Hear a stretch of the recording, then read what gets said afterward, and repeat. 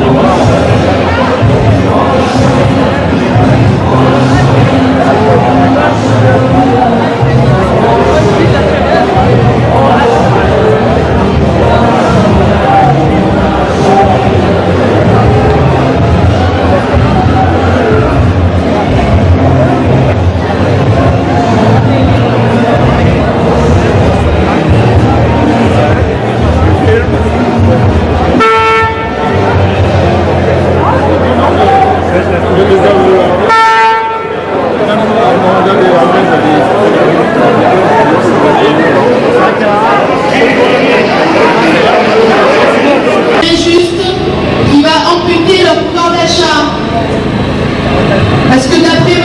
Macron, il s'agit d'un effort pour les jeunes générations. La méthode de Macron, c'est de nous opposer privé contre public, CDI contre contrat précaire et aujourd'hui retraités contre les jeunes. Mais ceux qui ont du pognon, lui, ils n'en parlent pas, ils en rajoutent. ISF, ils n'en paieront plus. L'impôt des sociétés, baissé. Il est en train de démanteler tout l'appareil industriel et le vendre financier. Donc son credo, effectivement, c'est le changement, mais pas celui qu'on attendrait. Pour les riches, tout va bien. Pour un peuple, rien ne va. C'était vraiment la fête cohérent. Les retraités n'ont pas attendu pour faire preuve de solidarité avec les jeunes. Et une nouvelle baisse de leur pouvoir d'achat réduira l'aide qu'ils apportent des jeunes à leurs enfants et aux petits-enfants. Aujourd'hui, la majorité des retraités vivent avec moins de 1 200 € par mois. Cette augmentation de la CSG s'ajoute à une liste déjà longue d'attaques, avec la casade de 0,3%, la suppression de la demi-part fiscale pour les veuves et veufs, la fiscalisation de la majoration familiale et le blocage des pensions depuis plus de 4 ans. Et maintenant, l'annonce de la réduction de 5 € par mois de l'APL visera notamment les retraités locataires. Toutes ces mesures, depuis sa prise de pouvoir, entendent réduire les droits de toutes et de tous. Quelle société Macron est en train de bâtir? Le chacun pour soi, sans droit du travail, et quand on est retraité, on doit se taire aussi. Les déçus, les mécontents, arrêtez la tête dans le sable, soulevez-vous. Elle est motivée, hein, notre confédérale. Ah ouais. Dans l'enquête menée au printemps dernier, les retraités sont quasiment unanimes à considérer que les plans d'aide à l'autonomie sont insuffisants, tant à domicile qu'en établissement. Les actions à mener pour les retraités, ce n'est pas de réduire leur pouvoir d'achat, mais trouver des solutions lorsqu'ils deviennent en perte d'autonomie. Ce n'est pas augmenter les mutuelles, ce n'est pas augmenter le prix des médicaments ou le prix des consultations. Le gouvernement non seulement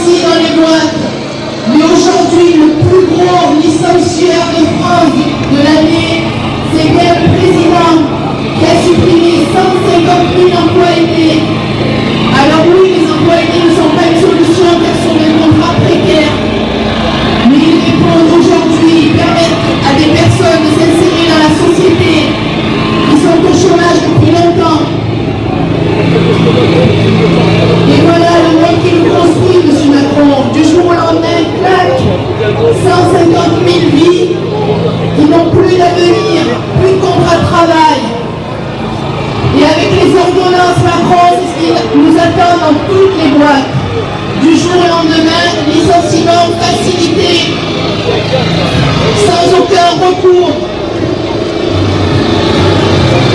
Les retraités... Des dizaines de milliers de retraités sont en train de protester contre la politique qui leur est faite. À Bourgoin, ce matin, nos camarades étaient près de 300, ce qui est aussi remarquable. Ici, à Grenoble, nous sommes 1500, voire davantage, ce qui est le record absolu d'une manifestation de retraités. Il faut dire que les coups que nous prenons sont particulièrement violents et que de ce point de vue-là, nous avons raison de se mobiliser largement. Une fois de plus, le gouvernement s'attaque à notre pouvoir d'achat, aux services médicaux et sociaux. Ce matin encore, il y avait des annonces concernant la sécurité sociale, avec l'augmentation par exemple du forfait hospitalier et d'autres mesures dangereuses. Donc les retraités se mobilisent largement.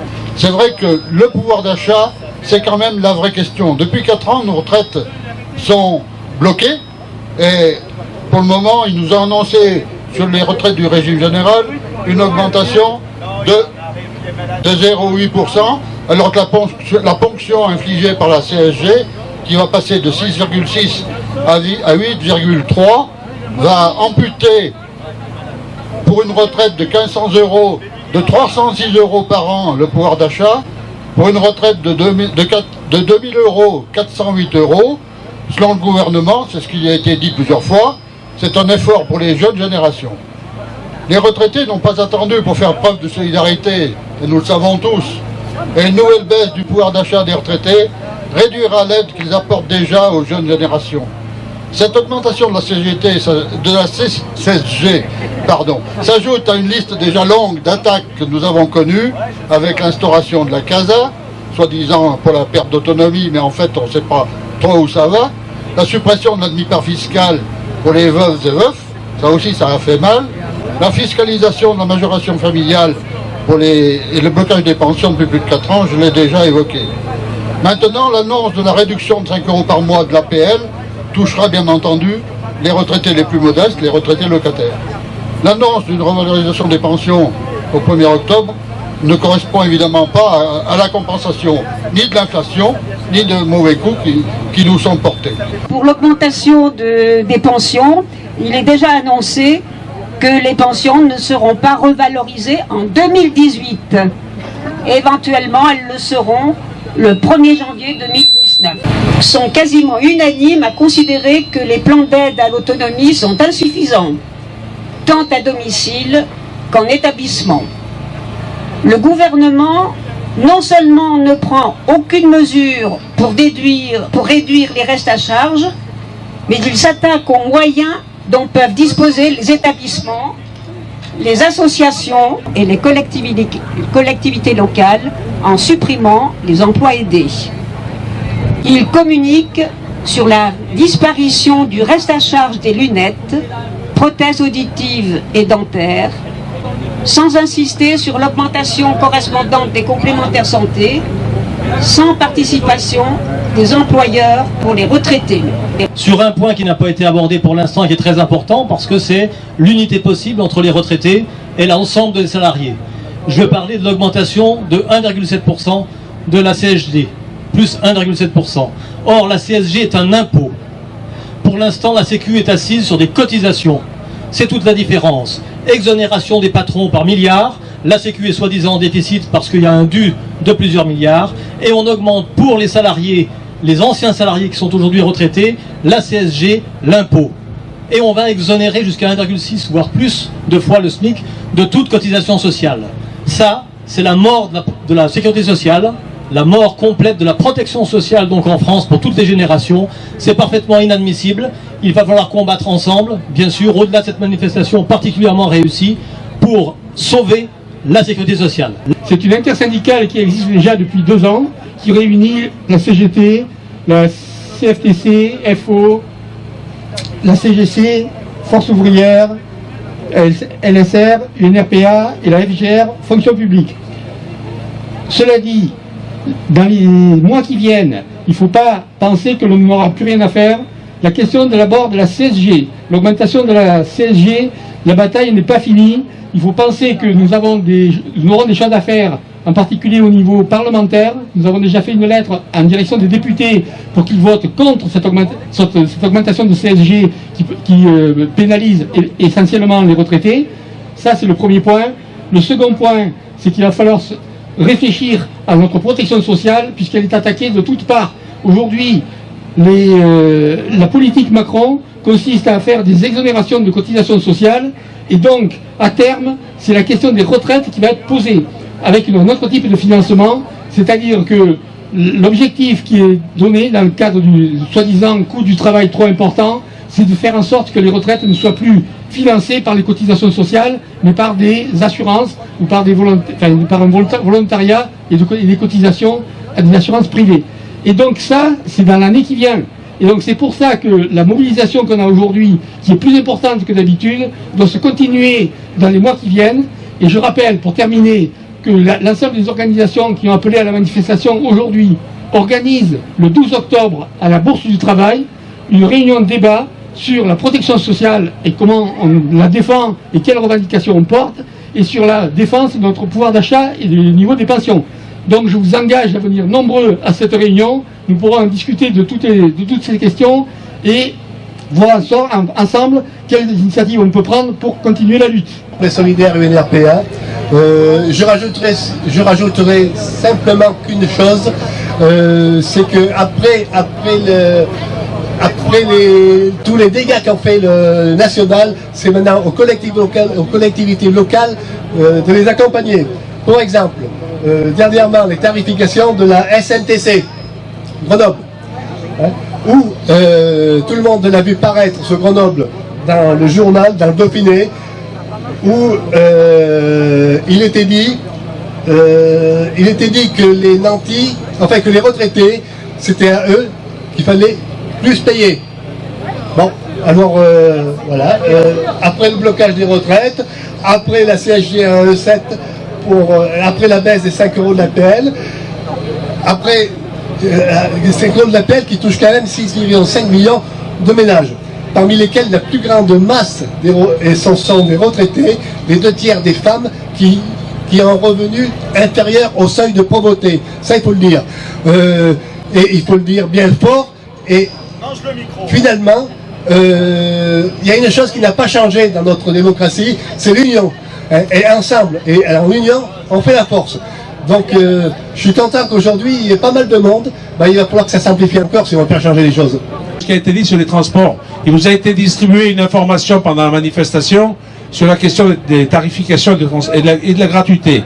Et sur cette question, donc, il y a une première initiative à 17 h devant la métropole et devant le SNTC, et on demande avec tous les collectifs qui travaillent sur ces questions, parce qu'on considère que c'est inacceptable qu'une fois de plus, ce soit les inactifs, les retraités, qui contribuent à l'équilibre financier des transports en commun, alors qu'ils ont bénéficié de la gratuité il y a quelques années en arrière, et c'est une vraie question. Comme la CSG, comme le reste, on oppose les générations, les jeunes et les anciens, ça c'est doublement inacceptable.